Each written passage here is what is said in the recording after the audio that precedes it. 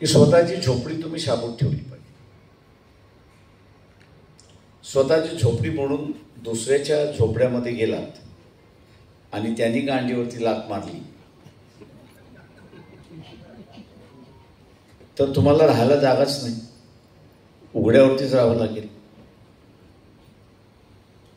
बाबासाहेब जाता जाता आपल्याला असताना बरंच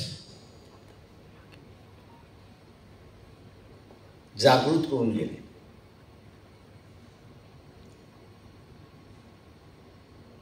आपल्याला जागृत करून घेतले, पण आम्ही जागृत राहिलो नाही.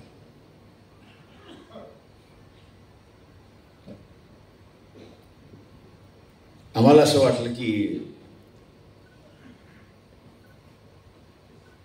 अब हमसे कौन बिगाड़ सकता है. मैं तो डॉक्टर बन गया हूँ, इंजीनियर बन गया हूँ, एक छोटी मोटी फैक्ट्री है, अधिकारी बन चुका हूं. आणि सुप्रीम कोर्टाचा निर्णय जसा आला, तुला फक्त शिल्लक राहिलं तर टाकण्यापुरतं देईल, आणि ते टाकण्यापुरती व्यक्ती त्यांना मिळत राहतात.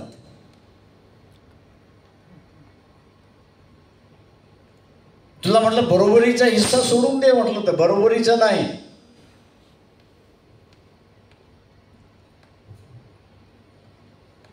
तुला उष्ट्या पत्रावळ्याचा तो मालक करेल, पण त्या ताटेचा मालक करणार नाही किंवा ताटेचा हिस्सेदार करणार नाही, हे लक्षात घ्या. ही सोशल रियालिटी आहे.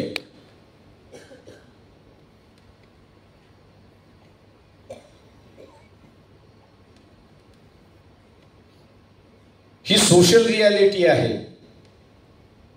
आणि या सोशल रियालिटीला लक्षात घेत बॅरिस्टर खोब्रागडे यांनी कधीच काँग्रेस बरोबर बसले नाहीत. त्यांनी वेळ पडली तर त्यावेळेस जनसंघाबरोबर बसले, पण ते कधीच काँग्रेस बरोबर बसले नाहीत. याचं कारण त्यांना माहित होतं की दोन उपाशी असणाऱ्या माणसांचं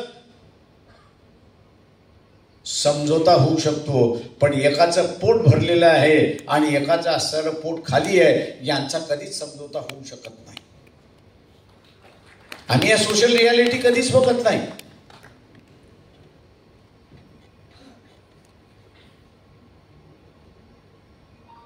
या सोशल रियालिटीज आम्ही कधीच बघत नाही, पण आमचं असणारं मत करून आम्ही तयार होतो.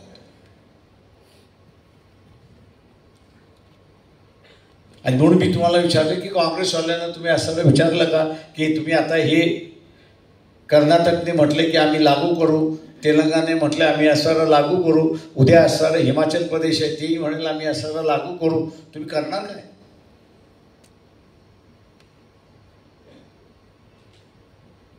तुमची स्ट्रॅटेजी काय? ऐक ही स्ट्रॅटेजी. दुर्दैव असं म्हणेन मी की इंदिरा गांधीची हत्या झाल्यानंतर या महाराष्ट्रामध्ये आम्ही असणारा 22 लाख मतं घेतली होती. इंदिरा गांधीच्या हत्येच्या नंतर अनेक जण पडली आणि तिथे पुन्हा असणारा पालपूत सुरुवात झाला, ऐक्याचं पालपूत सुरुवात झालं आणि उभारी आलेल्या चळवळीला आपण असणारा बरबाद करून टाकला, अशी परिस्थिती आहे.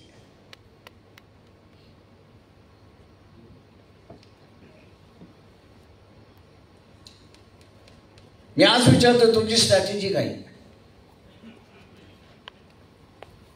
काँग्रेसला असेल किंवा ही जी इंडिया आघाडी जी होती त्या इंडिया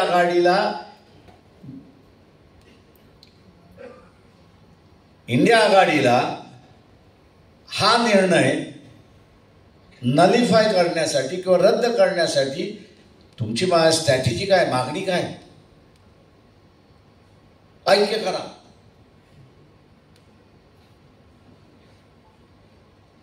कोणाचं ऐक्य? पूर्वश्रमीच्या महाराजांच्या नाथाच्या बौद्धांचं किती टक्के आहेत? किती टक्के आहेत? किती टक्केवारी आहे?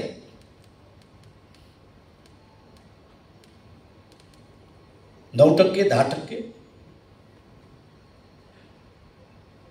त्या 9% आणि 10% असणारे एक तरी आमदार निवडून येईल का?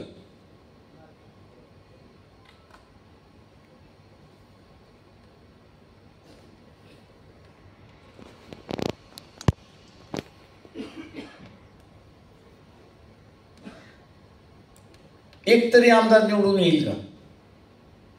नाही.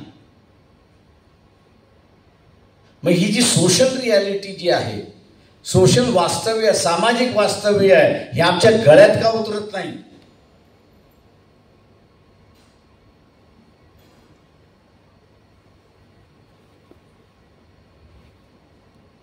ते आम्ही उतरवायला मागवत नाही होत की आमच्या गळ्यामध्ये उतरत नाही म्हणून आम्ही उतरवत नाही. काही आहे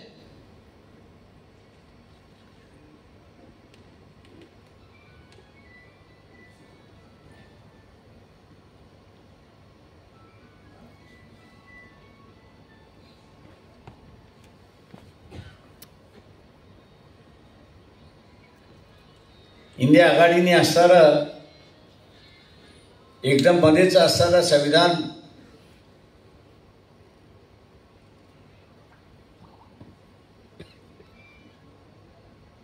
बचाव जे असणारं स्लोगन स्वतःच्या हातामध्ये घेतलं ते उगीच केलं नाही. जो विचाराने बाबासाहेब मांडत होता, मान्य करत होता,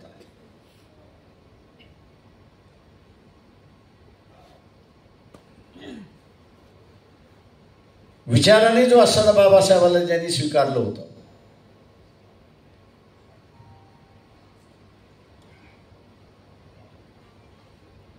हे लक्षात आलं की आपण जर झालो नाही तर हा तिसरीकडे चाललाय.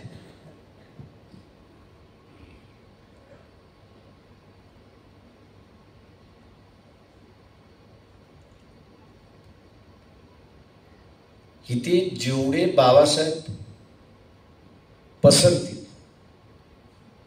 आणि जेवढं बाबासाहेबांचं असणारं एक्सेप्टन्स वाढेल तेवढा शेड्यूल कास्ट इथला सुरक्षित राहील, शेड्यूल कास्ट ट्राईब्स सुरक्षित राहील, हे आपण असणारा लक्षात घ्या. मी डॉक्टर झालो, मी इंजिनियर झालो, मी अमुक झालो, मी सुरक्षित नाही झालो.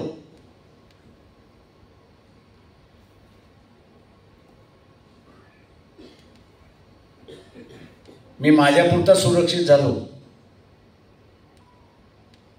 पण माझा पोरगा पुन्हा असुरक्षित झाला अशी असणारी परिस्थिती आहे. आणि आज तीच प्रकाशराव आता काय होणार?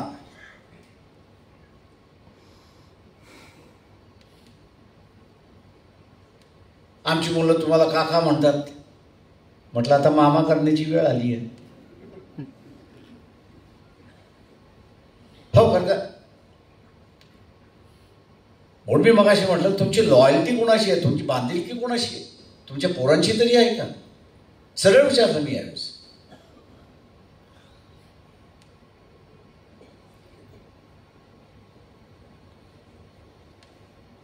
आमची बांधिलकी कोणाशी नाही आहे.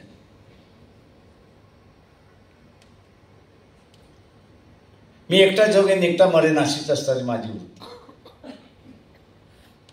समाज गेले भाड में, कुटुंब गेलं भाड में, सगळे गेले व्यवस्थे भाडमध्ये, अशी असणारी व्यवस्था आहे.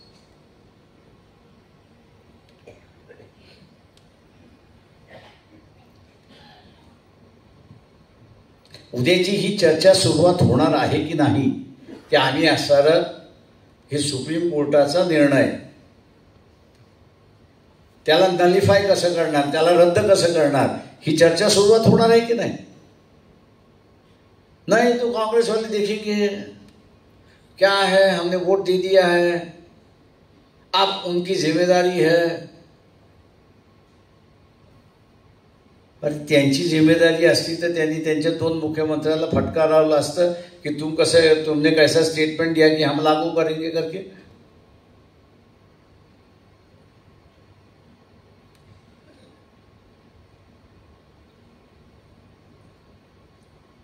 बोलायला कोणाला लावलं तर खरगेला बोलायला लावलं.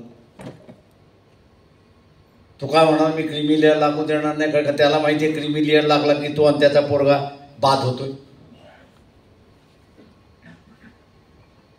पण ती त्यांच्या पार्टीची भूमिका थोडी आहे. आणि मला अनेक जण म्हणतात आज प्रकाश त्या खरगेंनी स्टेटमेंट केला. म्हटलं कोण खरगे? तू त्या पक्षाचा मालक आहे का? की त्या पक्षावरती त्याचं पूर्णपणे वर्चस्व आहे? की कोणाला तरी अध्यक्ष केलं पाहिजे म्हणून असं राजस्थानच्या काँग्रेसच्या सभेमध्ये एक उचलला आणि अध्यक्ष करून मोकळा झाले.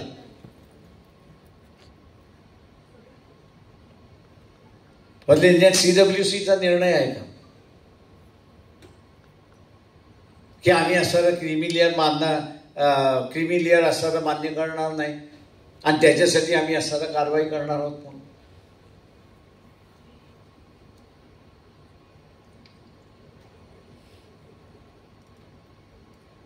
एकही मला असणारा आंबेडकरी चळवळीमधला वकील हा या निर्णयावर विरोधात सोशल मीडियावरती कॉमेंट करताना मला दिसत नाही.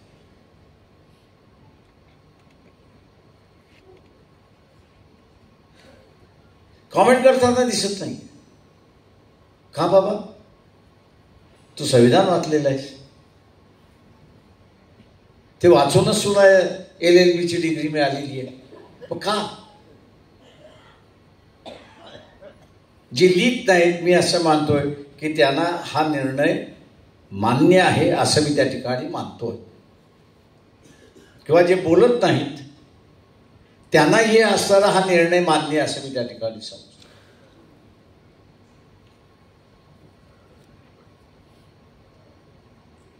कारण त्याच्याशिवाय मौन कोणी पाळत नाही. हा मूक पाठिंबा असतो असं मी त्या ठिकाणी मानतो.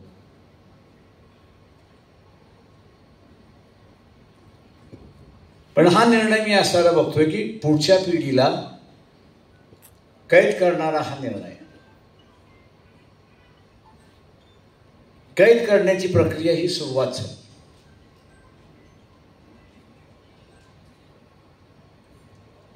जशी ही व्यवस्था उद्ध्वस्त करायला महात्मा फुलेने सुरुवात केली,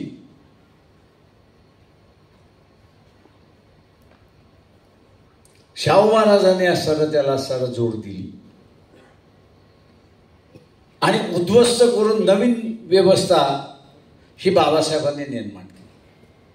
कालखंड किती लागला? किती कालखंड? किती कालखंड लागला?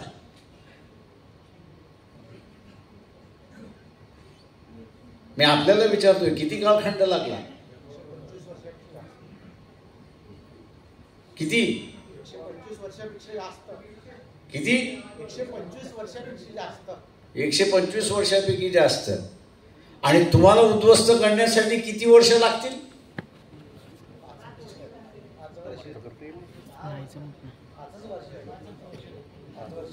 जास्तीत जास्त 10 वर्ष. टाळी वाजवली त्याच्याबद्दल मी तुझा आभारी आहे. कारण त्यांनी मान्य केलं की आपल्याला उद्ध्वस्त व्हायचं आणि उद्ध्वस्त झालं तरी आपण टाळ्या वाजवतच बसू. एवढं निर्बुद्ध आपण झालेलो आहोत.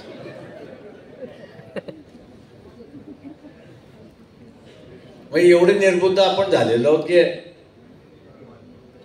माझ्या बाजूचं काय आणि माझ्या विरोधातलं काय हेही मला कळायला मार्ग नाही. फक्त गाईड घेतले, वाचले, डिग्र्या घेतल्या, आरक्षण होतं म्हणून नोकरी लागली, असंच आता लोक म्हणायला लागलेली. पण मी मगाशी म्हटलं की भाऊ लोखंडे आणि नागपूरमधलं उदाहरण मी फक्त दिलं की यशवंत म्हणून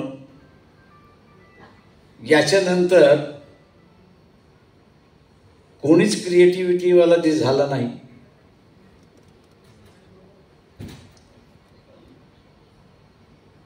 अर्थशास्त्राचे जे प्राध्यापक आहे मी त्यांना असताना म्हणालो होतो की एकदा मला जरा समजावून सांगा की बाबासाहेबांनी कुठलाच राज्याचा पुरस्कार केला नाही पण वेगळ्या विदर्भाचा पुरस्कार केला, त्याच्या पाठीमागचं इंगित काय आहे ते मला सांगा. त्याच्या पाठीमागचं इंगित काय?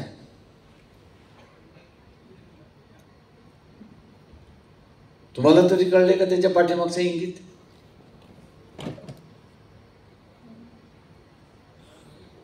तुम्हाला कळलं का त्याच्या पाठीमागचं असणारं इंगित? की वेगळ्या विदर्भाचा पुरस्कार का केला?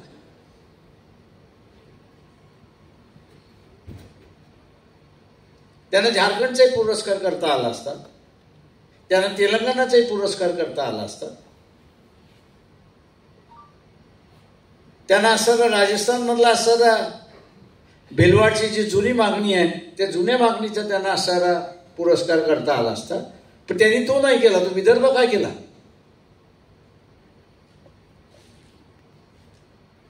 त्यांनी विदर्भाचाच पुरस्कार का केला?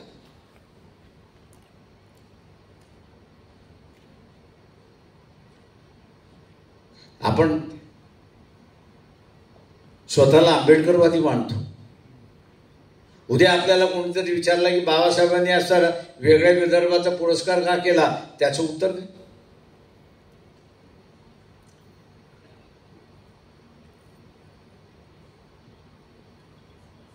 एका तरी इथल्या असणाऱ्या विद्वानाने ह्या मागणीवरती असणारा संशोधन तरी केलंय का? लय PhD झालेले आहेत.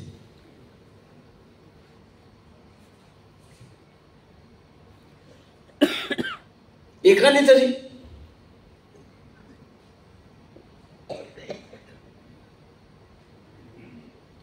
आपण एवढंच फक्त म्हणू की बाबासाहेबांना फार दूरदृष्टी, पण ती दूरदृष्टी होती हे बरोबर आहे, पण त्याच्या पाठीमागचं लॉजिक काय होतं? आणि ते तुमच्या कधी लक्षात आलं नाही. इथल्या चळवळी, मी असं म्हणेन की आंबेडकरी चळवळ जर कोण संपवत असेल तर हे नागपूरकरच संपवत आहेत, दुसरं कोणी संपवत नाहीयेत. चांगलंय, स्वीकारल्याबद्दल मी तुमचे मनपूर्वक आभारी.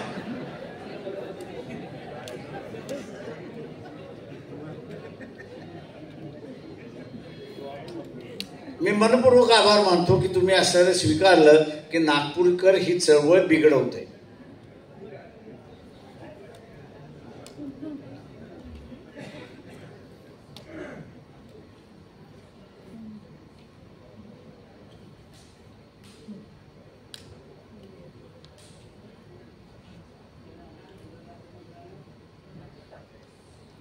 आपल्याला जर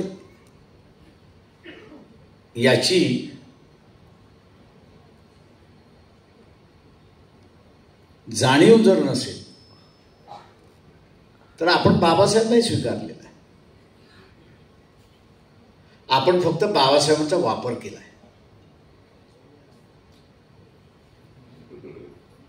जसा झोपडपट्टीमधला असणारा माणूस, त्याला माहिती त्यांनी अतिक्रमण केलेलं आहे, त्याचं झोपडं पाडलं जाईल.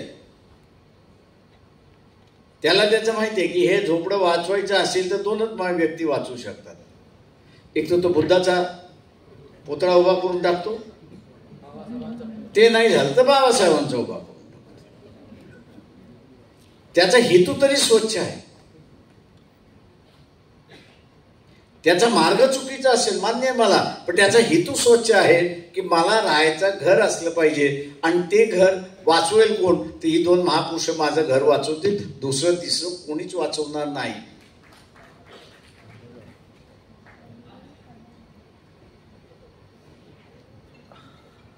पण तुम्ही का बाबासाहेब स्वीकारला मला सांगा? जात म्हणून स्वीकारला एवढंच ना, की त्याच्या पलीकडे म्हणून स्वीकारला? तुमच्या अगोदरच्या पिढीने स्वीकारला त्याचं असताना मी पूर्णपणे त्याचं जस्टिफाय करतो, पण तुम्ही का स्वीकारला? त्याला माणुसकी प्रस्थापित करायची होती आणि त्याला माहित होतं की माणुसकी प्रस्थापित कोण करू शकेल तर बाबासाहेब करू शकतील, आणि म्हणून तो बाबासाहेबांबरोबर जोडला. तुम्ही कशासाठी जोडला? जात म्हणून नुसतं जोडलं?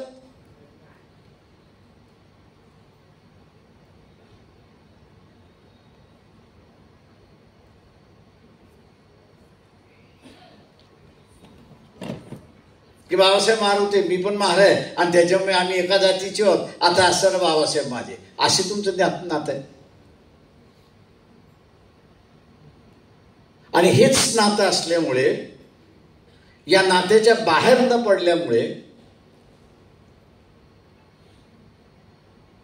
तुम्हाला बाबासाहेबांनी विदर्भाचं वेगळं राज्य का असावं याचं इंगितही कळलं नाही.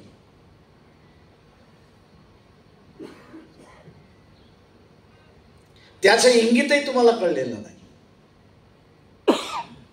काय संबंधाची गरजच नव्हती, कारणच नव्हतं.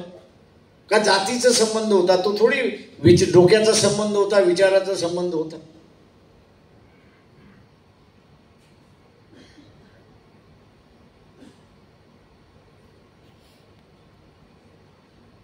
आत्ता तरी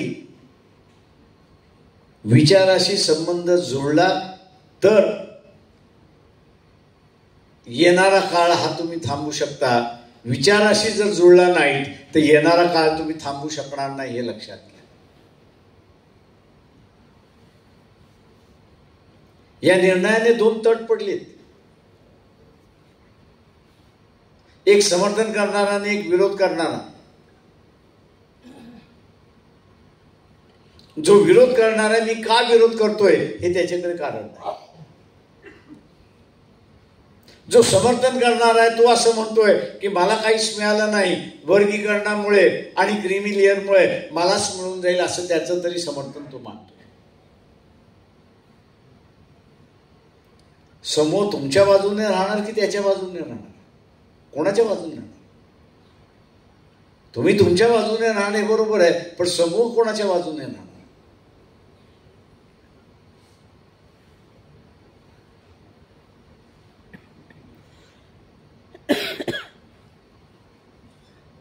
आयसोलेशनच्या रस्त्यावरती तुम्ही चाललेला आहात. सामाजिक राजकीय आयसोलेशनच्या रस्त्यावरती चाललेला आहात.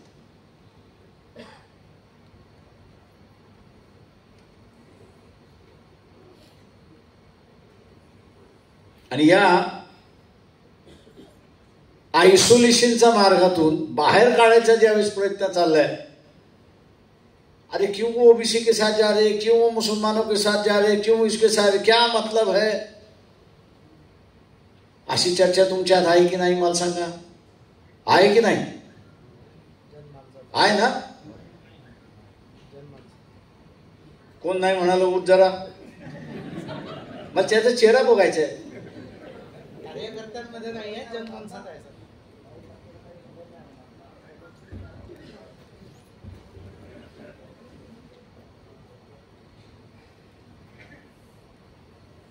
म्हणजे बुद्धू नंबर 1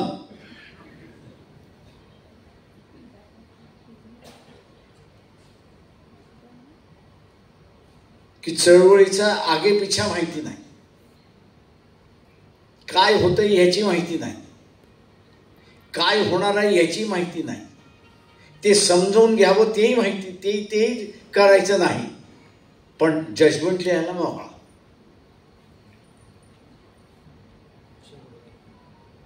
पण जजमेंट लिहायला मोकळा. अरे बाबा, तुझ्या जजमेंट मधलं तथ्य काय हे तर सांग. काय नाही, ते बाबासाहेब बघून घेतील. अरे जजमेंट तू लिहितोयस, ते बाबासाहेब बघून घेतील.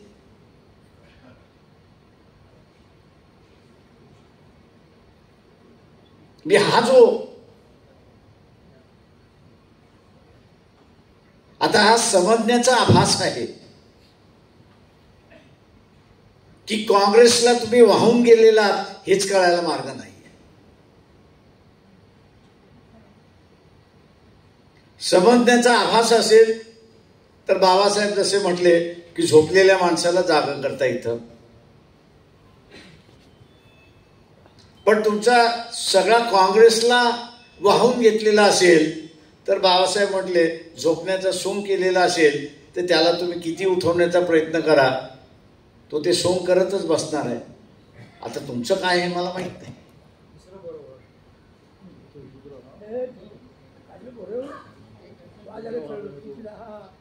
तुमचं काही आहे हे मला माहित नाही. आता ते तुम्ही ठरवलं पाहिजे.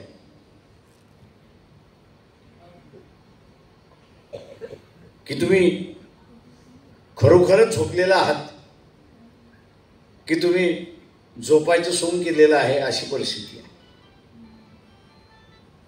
उद्या आंदोलनं चालू होतील.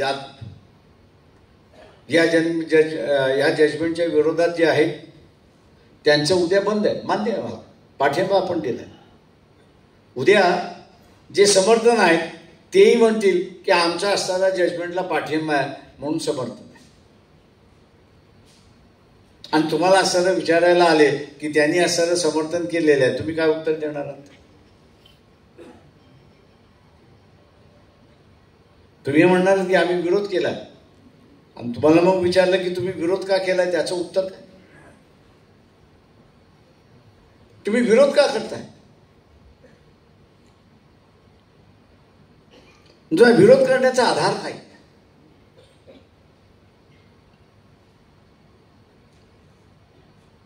मी मागच्या ह्याच्यावरती 3 यूट्यूबवरती आणि 1 चॅनलवरती असताना मुलाखत दिली. मी असताना विचारतोय तुमच्यापैकी किती जणांनी ती ऐकली? ज्यांनी ऐकली असेल त्यांनी हात वरती करा.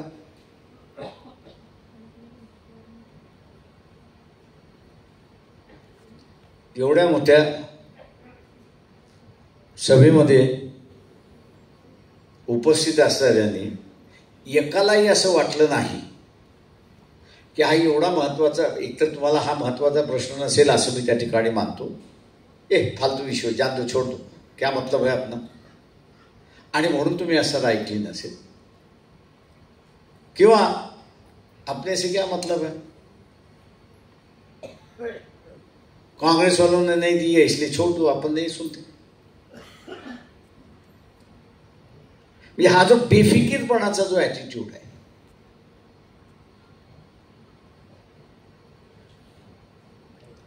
बेफिकीरपणाचा जो ॲटिट्यूड आहे, तोच मी असताना म्हणतो या ठिकाणी की यशवंत मनोहर आणि भाऊ लोखंडे आणि इतर जण सगळे आहेत, त्याच्यानंतर बरेच जण आहेत, समता सैनिक दलचे प्रमुख आहेत, तेही आहेत सगळे. त्याच्यानंतर कोणीच निर्माण झालं नाही की त्या व्यवस्थेला चॅलेंज करू शकेल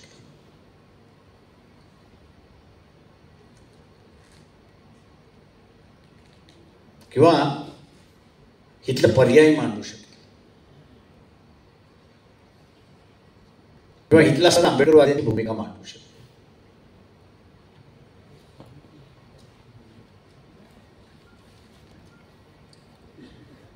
ही परिस्थिती आजची जी आहे, ही आजची असणारी परिस्थिती उद्भवेल याची बाबासाहेबांना जाणीव होती. कारण का त्यांनीच, मी सुरुवातीला जे म्हटलं, riddles in Hinduism, revolution and counter revolution, हा त्यांनीच तो सिद्धांत मांडला की इथे क्रांती झाली नाही, क्रांती झाले इथे नाही असं नाही, पण त्या क्रांतीबरोबर प्रतिक्रांती सुद्धा झाली, संघर्ष झाला. त्या संघर्षामध्ये क्रांती हारली आणि प्रतिक्रांती जिंकली. आज तेच होते आपल्याला लक्षात.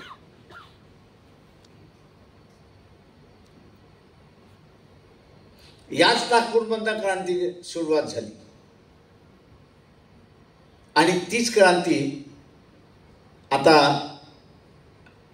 मला हारताना दिसते. मी 2006 साली असताना एक छोटीशी पुस्तिका काढली आणि त्याच्यानंतर लिहिणं मी बंद केलं.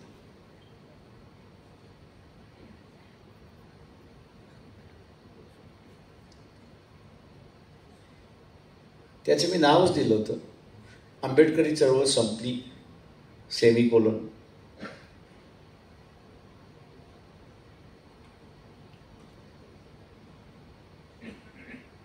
अनेक जणांनी त्यावेळेस फोन केले, प्रकाश असं तुम्ही लिहायला नको पाहिजे, अमुक नाही. म्हटलं मला जे दिसलं ते मी लिहिलं, मला जे जाणवतं ते मी लिहिलं.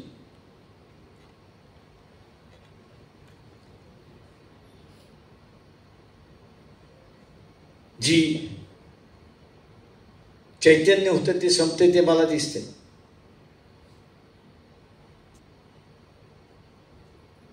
चळवळीमध्ये पूर्णपणे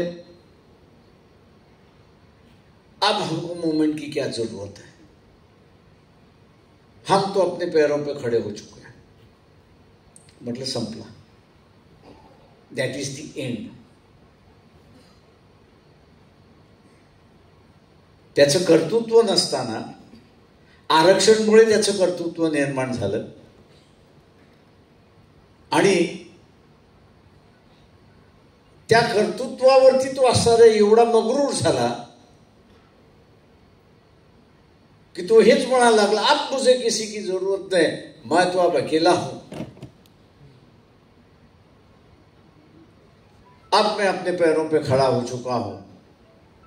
तो जो म्हणाला होता त्याला परवाच मी फोन केला. मतलब याद रखते हो क्या हमें? तो मतलब गाली देने के लिए फोन किया है कि नहीं? मैंने कहा गाली देने के लिए फोन नहीं किया, मैं यही आज पूछना चाहता हूं कि आप अपने पैरों पे आज भी खड़े हो. बोले सर डगमगा गए, तो आपकी बात सुनता तो अच्छी बात होती. त्याच्यात तेवढं प्रामाणिकपणा तरी होता की मी चुकलो हे त्याचं ऍडमिट करण्याची असणारी वृत्ती होती. एका वेळेस गर्व होता, मान्य आहे मला त्याच्यामध्ये, पण सिस्टम बरोबर त्याचं कन्फ्रंटेशन ज्यावेळेस झालं, व्यवस्थेबरोबर त्याचा संघर्ष झाला आणि त्या संघर्षामध्ये त्याला दिसायला लागलं की आपले पाव तो गिड़गिड़ा रहे, आप तो बच नहीं पाएंगे. तेव्हा त्यांनी ऍडमिट केलं की मैं गलत था.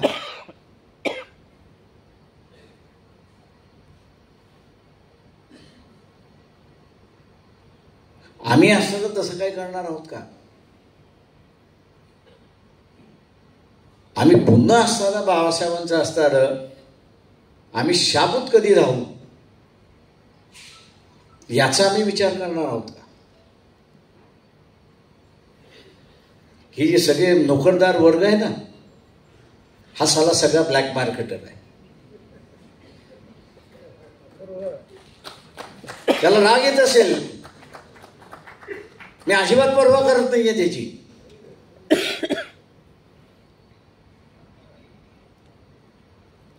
स्वतःच्या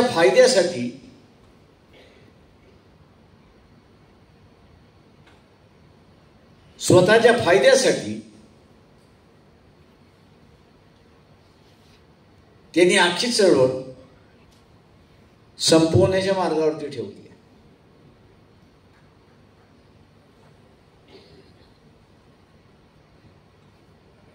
आज पूर्णपणे संपवण्याच्या मार्गावर ठेवले आहे. उद्या कर्नाटक आणि तेलंगणाने हे दोन निर्णय लागू केले, आज नाही करतील, ते वर्षभरानंतर करतील. ते लागू झाले तर उरलेल्या राज्यांमध्ये सुद्धा लागू होतील, हे लक्षात घ्या. आणि होणार काय आहे ते पहिल्यांदा लक्षात घ्या.